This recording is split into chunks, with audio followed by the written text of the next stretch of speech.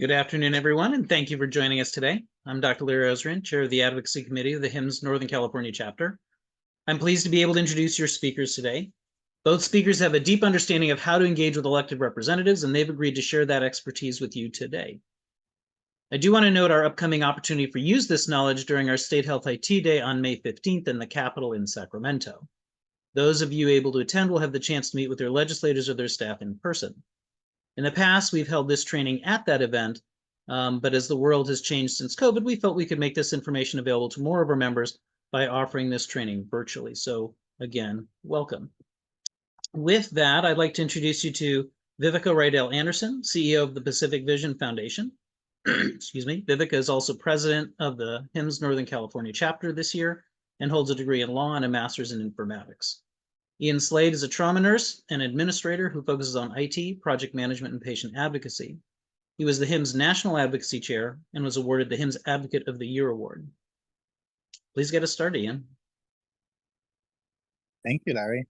All right, so Advocacy 101, we can go to the next slide. So why advocate? Well, unless someone like you cares a whole awful lot, nothing is going to get better. It's not. So I include this as the starting slide because a lot of times we think that advocacy is something that other people will do, right? We're busy, we have families, we got things to do. We don't have time for advocacy. The thing is, if we don't do it, no one else will. And advocacy at its heart is about sharing that which is important to you. So who else can deliver that message better than you? So it is very important that when we think of advocacy, we think about the voices that we share, both for ourselves and also for the people that we care about and the people that we represent. In our case, that is healthcare technology. This is something that applies not just to advocacy, but into communication as a whole. As you can see here, one circle is what you want to say. The other circle on the other side is what folks are interested in. And that overlap, right, of that Venn diagram is relevant. So I've been to countless sessions, both in Capitol Hill and in Sacramento. And I've seen where people would go in, they're very passionate about what they're advocating for or what they're lobbying about. But unfortunately, I can see on the staffer's face that either they're just being nice. I call it the death of a meeting, which is nod and smile, right? And someone's just nodding and smiling. They're just waiting for you to be done with it so they can move on. And other times they're just flipping through pages, trying to grasp what you're trying to say and not really catching up. So it is very important as you go and talk on May 15th to either legislators or their staff members that you find something that is an overlap between your message and their interests, and you focus on that overlap. Now, the good thing for us is healthcare affects everyone, right? It's not that hard to find that overlap, right? What I usually do is I ask either the staff or a legislator to remember the last encounter they've had with healthcare. And once you get them to start talking, then you can connect that what you're advocating for. If they say, oh my God, yes, I had to take my mom to the hospital. The wait was so long. They didn't have our records. They didn't know what was going on. They were in the ED for 4 hours and ended up we got admitted only because the specialist wasn't there. So everyone has their own story of the inefficiencies in healthcare. And now you can say, you're absolutely right. And your experience is shared by a lot of people. And that's why I'm here. Because we need more funding for technology. We need more laws that enable technology. Insert requests here, right? but it has to be that overlap between what they're interested in and what you have to say. So as you deliver your message, remember this slide. Next slide. Okay. So now let's talk about the meeting, right? So it's amazing how many people don't know who their legislators are. So we need to start with the basics, right? First, figure out who your legislators are, and we'll help you with that for May 15. Larry is really good at finding, the right people, the right legislators, and we break things up. So you might need to talk to other legislators depending on how many people show up. We'll help you with that. But go ahead and get to know your legislators, because guess what? They're representing you. And there's the link. Awesome. Thanks, Larry, for sharing. They're representing you.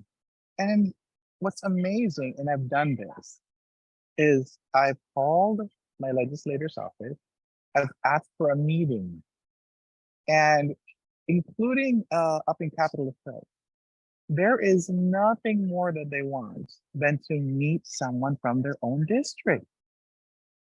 They're tired of people from pharma, from sugar, from the gun lobbyists. They're tired of people trying to sell them something. They want to hear about people like you who actually want tangible change. But they won't know that if they don't know you.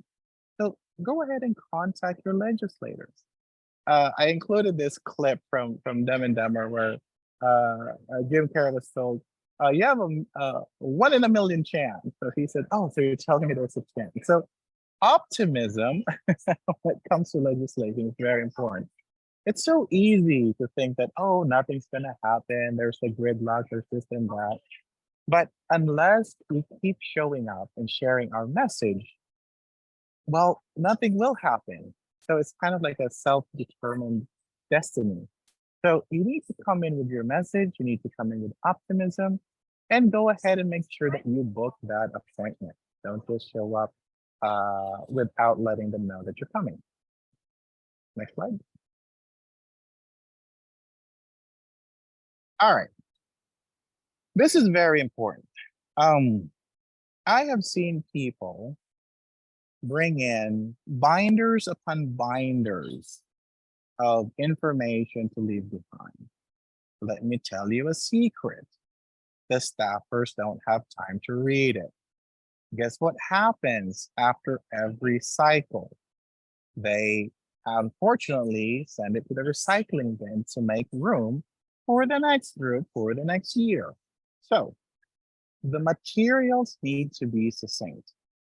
It has to have information about the background. HIMSS started in 1961, right? And what we represent. Why are we here? What are we advocating for? Your chapter.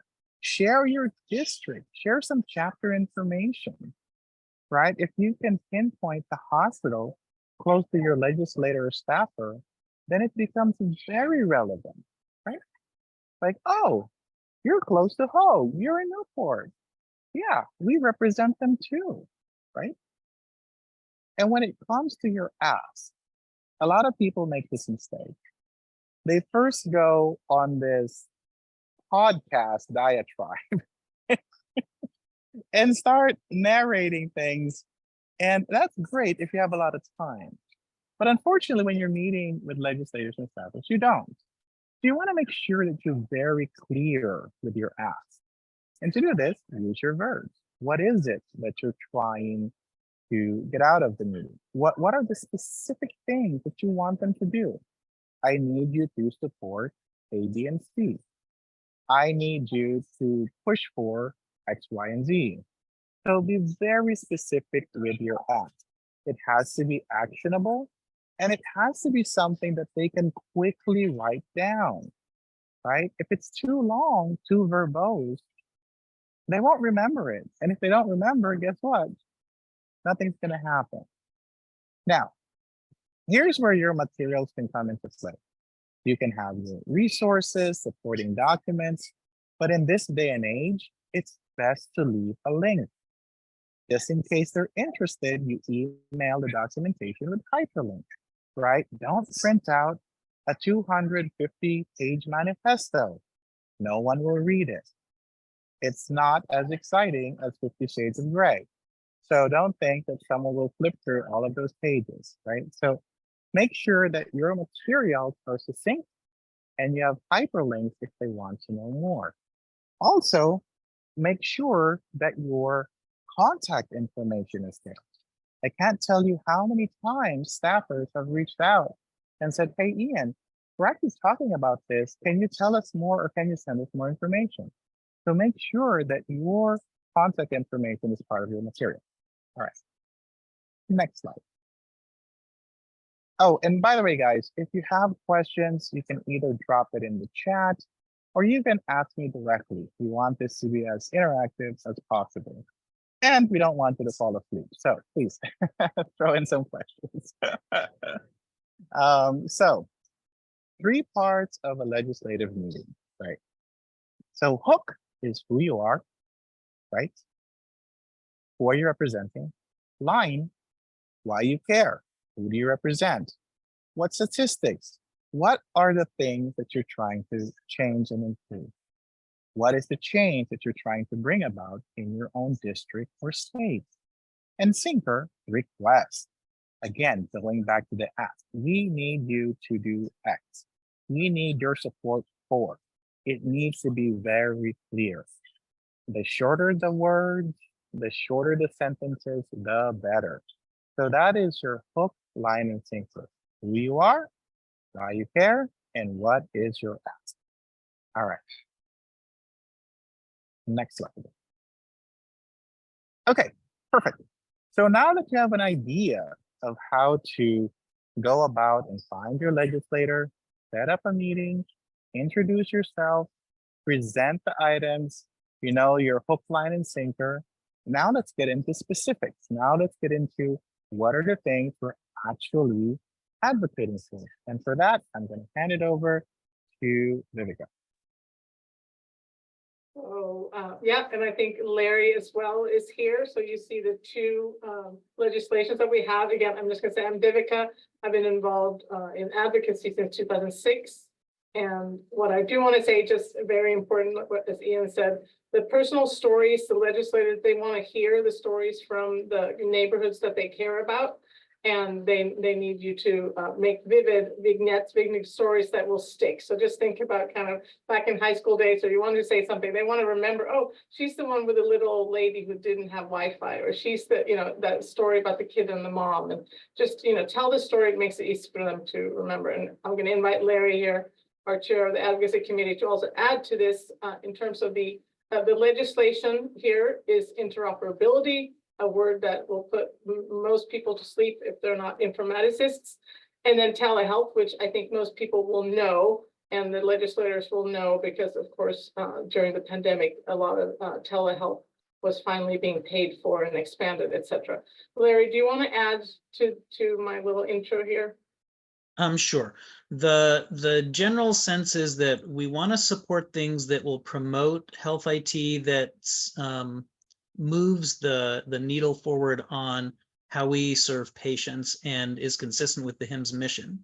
And so if you look at each of these, you can see that we generally support them because the first one moves forward on improving the data exchange framework, and the second one moves forward on providing telehealth access. And if you come to the May 15th event, we will have a presentation from John Ohanian, who is the director of CDII that manages the data exchange framework. And we'll also have Mei Kwong, who's the director of one of the National Telehealth Resource Centers here in California, to talk about telehealth policy. That's great. Thank you. Guess we can go to the next slide on this. But again, here I would just say, tell a story of something. I mean, the interoperability, again, can be just so that all the information in the various silos can be meaningful, right? So that you don't just have your data in one computer, but the next doctor doesn't know about it, or this app can't reach the information about you. And then in terms of telehealth, you can't really access your doctor if you live in an area that doesn't have broadband, for example. And so again, just a place for you to tell that very short story about somebody who didn't have access, but that these two items, we support them because it will help provide more access to care. In the end, it's about access to care, high quality care, and also addressing the provider burnout that everybody's seeing. So I think that's all on that one, Larry. And then for AB 1949, we will have a Stanford pediatrician speak to us about adolescent privacy so that we have an understanding of the underlying issues related to that bill. And the AI bill actually has been changing. It's starting to look like it may have an impact on reducing the use of AI for prior authorization. So one of the things that's probably worth understanding about bills generally is they change through amendments. Sometimes they can be completely changed, where what's called a gut and amend, where they basically take out the original legislation and they replace it with something else completely different. So I think that AB 2058 is an example of we have to follow it over time, because as it changes, how we respond to it, whether we support it, whether we oppose it, whether we recommend that it be amended, all of those kinds of things will change as the bill changes. And I think that's kind of where we can nerd out a little bit, but it's also worth then to use the resources that you can find on the website about these bills, so you can actually see. You don't want to be telling somebody about a bill that they actually were the author or co-author of, or they've already come out and done the changes. So you kind of want to go a little bit down that rabbit hole and find out what have been the comments and changing, just to see that you did your homework. Right. So again, I get this a lot. I'm a lawyer by training. A lot of people are afraid if they're head of a nonprofit that they can't do any lobbying. Lobbying, I'm going to start with lobbying because that's usually the part that people are worried about. General definition, you see it's a more specific form of advocacy that involves attempting to influence specific legislation to either in support of an opposition of proposed laws. These activities, right, meeting with legislators, that some of the activities can seem a lot the same, but lobbying is just more heavily regulated, and in many jurisdictions, lobbyists have to register with government entities, and so it limits also how much you can spend on lobbyists. I like to think also in terms of, you know, not saying, oh, you have to vote for this one candidate, but rather saying we're trying to improve access. This bill might help us improve access to care. So again, lobbying is the one that you kind of more worry about, depending on what kind of entity you work for. Advocacy, I'm going to just read the general definition. Advocacy involves supporting a particular cause or a policy. It's much more broader. And again, it's about a broader and social and political change. And so I think here, what we can say is this advocacy work is absolutely one that we can do, and it's in terms of opening the eyes of the politicians so that they know what are the problems out in healthcare facilities or in the communities, and what are some ways that we can provide better access to data or support or protect privacy, or also provide more access to care, whether or not it's in a clinic, in a hospital, or through telehealth. So just want you to be aware of those two different buckets. And for legislative meetings, again, Ian said this very well. It's easy for us to come in and want to tell our story, but we should actually also listen to see, for those we're speaking to, what are they interested in? Listen to the question that the staffer asks or the legislator, and then try to answer it in a way that might matter more to them. So keep it short, but don't forget to also pause and listen to them, because that might help you hone in. Oh, I didn't know they had a special needs sister, or a sister with special needs. I didn't know that they've had an incident with dental care.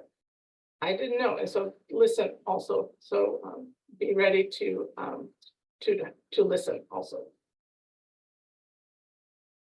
And then after you've done your meetings, make sure to, it's always okay to ask to take a photo, and you can promote them on any social media platform that you're on, and tell the stories. Tell the stories in your networks, and that's why HIMSS Northern California and HIMSS Southern California are great networks to be part of, because we can be stronger together.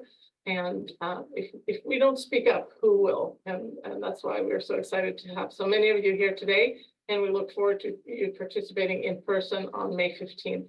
And if you haven't done anything like that, I just really urge you to do it. And it's a wonderful coming together. And yes, it can be very effective. So again, this is a good one. Don't feel disappointed if it's a staff member. The staff member that you meet with, whether or not it's in Sacramento, like on May 15th, or if you go to our capital in DC, the staff member might be the expert on this that gets to the highest committees, and you want to inform them. So don't discount that at all. Don't assume, confirm. Don't rush. Listen to them. Communicate with them. Don't say you're wrong. Tell a story that is compelling. And then follow up. Don't be a stranger. Don't wait. Participate. I see that a lot. People just coming when they haven't asked.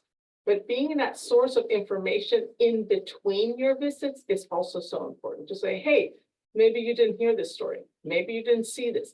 Let me give you a story that'll help you in your work, right? We're thanking them for being legislators and politicians on our behalf, and we're arming them with stories to make their job easier. So keep in contact in between, not just the one annual time that you go to the Capitol, but in between, send them emails, send them small pieces of information or patient stories. And of course, follow up and thank them for the meeting. I think that's that one. And then for advocacy, you can go to the website, the webpage for HIMSS, the national organization. There's an advocacy IT webpage. You can also look at on leader resource areas in the advocacy position handbook, chapter advocacy toolkit, and all those different tools right there. And you can also write to officials through the HIMSS Legislative Action Center. And you can also join the chapter meetings for this and contact Evan Dunn, who I think I saw earlier. He's probably still here, but he's a great resource, and you see his email there. So thank you.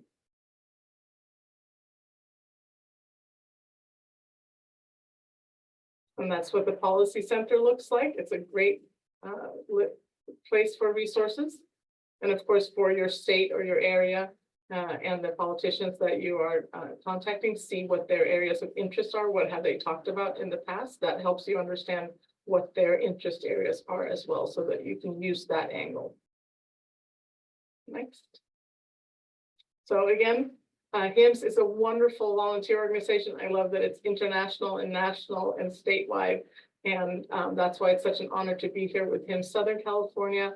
We can only do it together, and we can do it together with all of you on this webinar, or you listening later on. All these voices are needed to be heard, and you are all caring about healthcare and IT, and so you're perfectly situated to provide great stories. So thank you from all of us for you being here and being willing to be a volunteer. Thank you. Okay, so I want to first say thank you both. That was a great presentation. And I want to emphasize one thing that Ian said about showing up. The legislative offices have a general idea about how much to value input. And it's important to understand that they apply the highest value to their input to the people who show up in person, who are constituents. And so before we open it up for additional questions, I want to explain the homework. And yes, the webinar has homework. I know that's not common, but it is optional. You're not required to do it. We just wanted to give you some additional guidance on things you could do to become better advocates by acting on what you've learned today. So first, if you don't know who your legislators are, find them in the legislative tool that I put in the chat before. I can put it in again, I guess. And next, review the bill priorities that we talked about today. There was a question about whether we will make the slides available. We will, so that you'll have all the links that are in them. Then make an appointment with your local office. Meet with one of your local staff and discuss one of the issues we presented today. You don't have to, do a whole lot. You could meet with them for 5 minutes even. The idea is to just get out there and get some experience. Make sure you check the status of the bill online. Again, I'll put that link also in the chat, although it is on the slide. So with that, are there any other questions? I just want to add to what Larry said. The staffers, they are eager to meet you. Two reasons. One, they actually have a quota to meet. they there is a metric as to how many people that they meet in the districts. And the more people they meet in districts, the better their numbers are. So you're actually helping them by showing up, right? And number two, they actually want to have meaningful impact in their district for two reasons. One, it's the right thing to do. But two, come campaign season, they can say, hey, we heard Vivica and we actually helped pass this bill to do X, right? So there are a lot of mutually beneficial reasons for them to meet with you, for you to show up, and to share your concerns. And if anything, this is a marathon, it's not a sprint. This is another mistake that I've seen a lot of people do. They go in for 12 minutes and they think that they can change the world. You can't.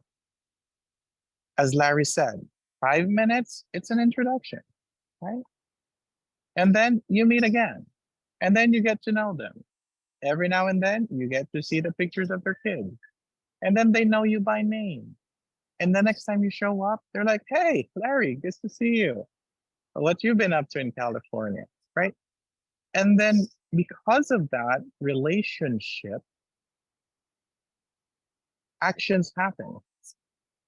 So do not discount just being able to either leave your business card or just saying a quick hi, because it builds upon your previous visit. Again, this is not a transaction, it's a relationship that you're building.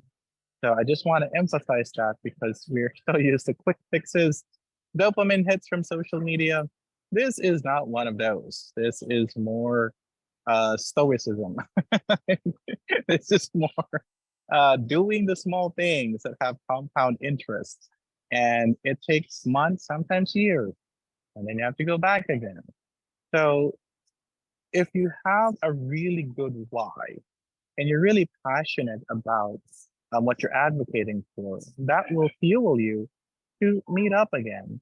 And one of the things I want to share with you guys is we've had multiple legislators of the year from California from the work that Larry and I did from years back.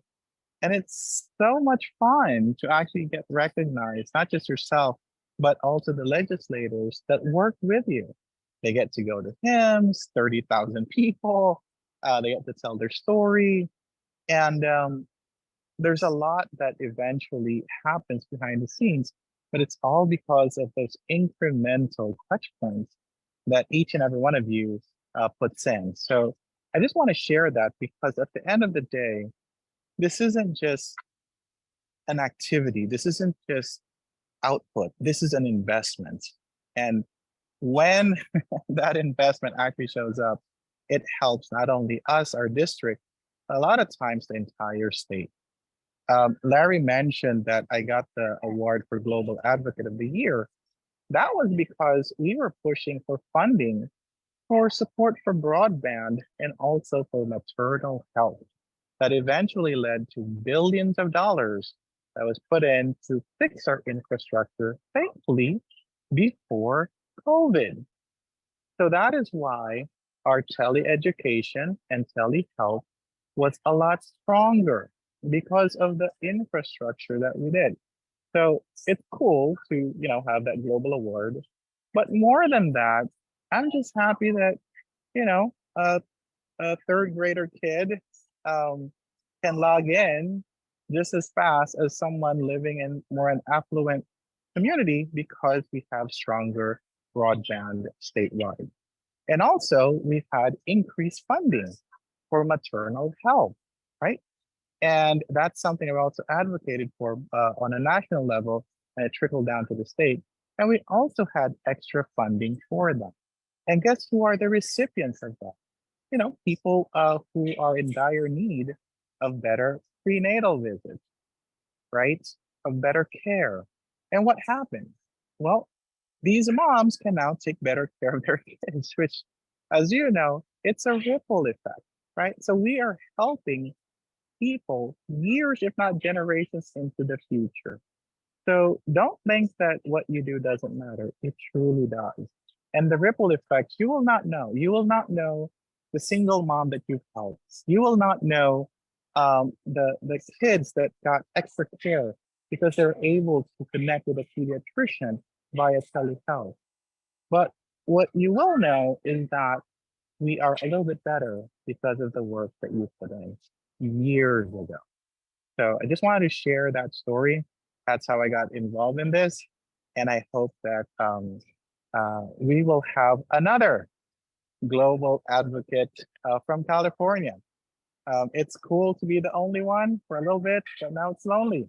I need you guys to I need you guys to be part of this club, and let's show them what California can do. There's a lot we can do. Thank you, Ian. And we also have a question from Mark in the chat.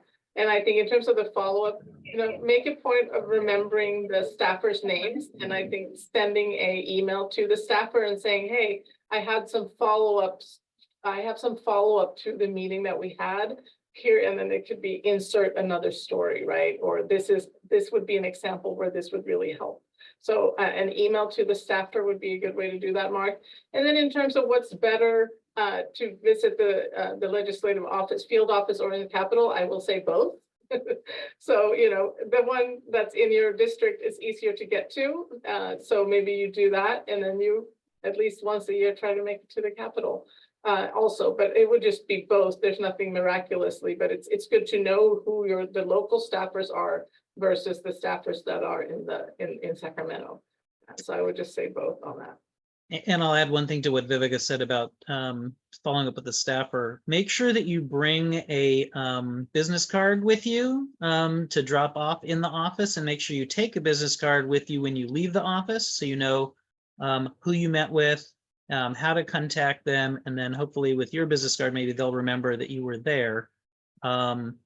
We sometimes, at least I sometimes, forget to bring my business cards because the pandemic made it. I spent so much time doing virtual meetings, I forgot that business cards were important.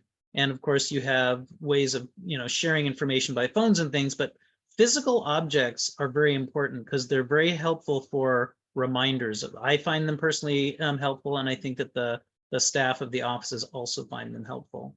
And then in terms of which is better, I'm going to agree with Viveka. I think it depends. If you can find, let me say it differently. If you can find a champion for your issue in either place, that's the best place to go. So if that champion is in your local office, go there. If that champion is in the state legislative office, then if you can physically go there, that's best. But if not, if you can call them, email them, that's second best. So I don't know, Ian, if you want to weigh in anything additional. No, I 100% agree. Yes to all. And I have made it so that anyone who wants to talk can unmute. So if you have questions that you want to voice, please feel free.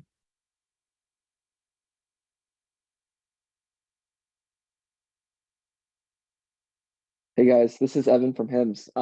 Great presentation. I think, Ian, we've worked together in the past, and I think you have a great mentality when it comes to success. So what does success look like to you in a visit? That's a really good question. And thank you, Evan. For folks who don't know, a lot of what I was able to do was because Evan was the Scottie Pippen to my Jordan. He definitely helped make sure that if I'm visiting up in Capitol Hill, that I actually have appointments on the calendar, that I have the materials. And this was back when we printed everything, that I had those folders, like small things like that really make a difference. So for that, Evan, thank you so much. Yeah, success during a meeting. So for me, success is if you're able to connect, right? If you're able to find something that you share in common, and for them to understand that their concerns is your concern.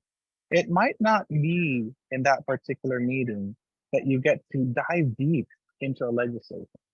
It might not be that in that meeting you're able to say why you're pro or against something, but if you're able to connect and get to another meeting, just like dating, the goal of the first date is to get to the second date. If you're able to do that, then that is success. Yeah, completely agree. And I will add, for those who are not aware, Evan is one of the members of the HIMSS National Government Relations team. He's always been a great supporter of our State Health IT Day, and he'll be the one getting you legislative visits if you choose to attend that event. Thank you, Evan.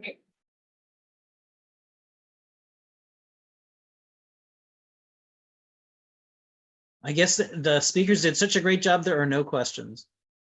And feel free to contact Ian, myself, and Larry.